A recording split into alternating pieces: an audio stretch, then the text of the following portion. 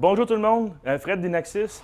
En fait, on a envie de vous montrer un peu, pour ceux qui sont peut-être moins d'expérience dans le contrôle d'accès ou la sécurité, montrer c'est quoi l'équipement ou le matériel pour en fait faire fonctionner une porte, disons, dans un système de contrôle d'accès. OK? Ici, c'est une installation qui est peut-être un petit peu différente de la norme parce qu'on a un moteur, en fait, ou un ouvreur de porte ici. L'application de ça ici, en fait, c'est en cas de panne de courant. On ouvre toutes les portes qui donnent accès au deuxième étage pour permettre au chauffage d'appoint, en fait, de chauffer l'étage en haut ici. Okay? Fait que ça, c'est une application. Aussi, évidemment, pour les gens qui se promènent avec des boîtes, mais là, ça a un impact, là, dans le fond, si on ouvre la porte automatiquement. OK? Donc, je vais vous montrer un peu c'est quoi la mécanique d'une porte de contrôle d'accès comme celle-là. Évidemment, pour faire la programmation de ça, vous pouvez vous référer en fait à nos autres vidéos qu'on a fait sur les produits ICT, par exemple. On va vous expliquer comment programmer un lecteur, comment ouvrir la porte sur un accès ou sur une requête de sortie, etc. Mais là, je vais vous montrer un peu ce qu'on a sur une porte standard. Encore une fois, pour ceux qui ont peut-être moins d'expérience, qui sont nouveaux dans le domaine. OK?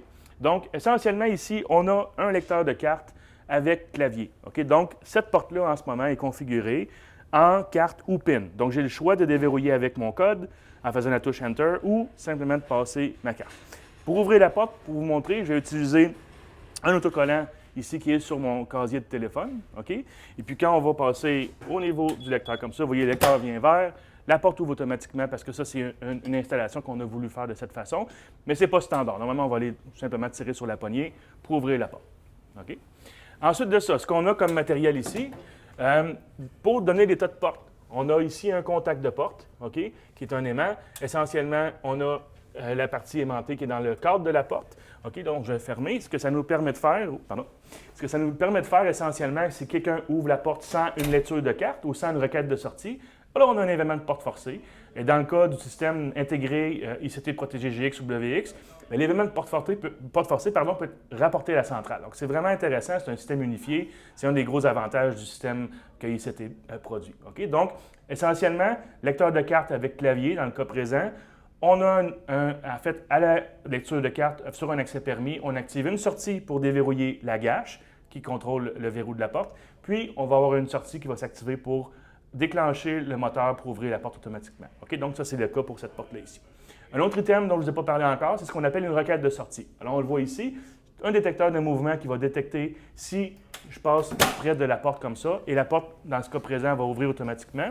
OK? Donc, normalement, il y a deux façons de programmer la requête de sortie. La première, ça va être, dans le fond, de simplement contourner le contact de porte. Donc, dans des cas où on a une sortie libre avec la poignée de porte, on n'a pas nécessairement besoin d'activer le verrou de la porte pour déverrouiller la gâche parce que c'est fait en tournant la poignée simplement. OK? Dans le cas présent, nous, on fait un déverrouillage de porte sur Rex. Donc, c'est simplement une option de plus qu'on va activer dans la porte. OK? Donc, essentiellement, ça vous donne une idée de la mécanique ou de ce qu'on a besoin comme équipement pour contrôler une porte d'accès avec le système ICT Protégé GX ou d'autres systèmes disponibles sur le marché. J'espère que vous avez apprécié. J'espère que ça vous a donné une idée du fonctionnement d'un système comme ça. Encore une fois, merci d'écouter. Fred Bergeron d'Inaxis. N'oubliez pas d'aimer nos vidéos, de souscrire à notre canal. Si vous voulez nous suivre et avoir des notifications quand il y a des nouvelles vidéos, des nouveaux tutoriels qui sont disponibles. Et puis donc, je vous souhaite à la prochaine. On se revoit bientôt.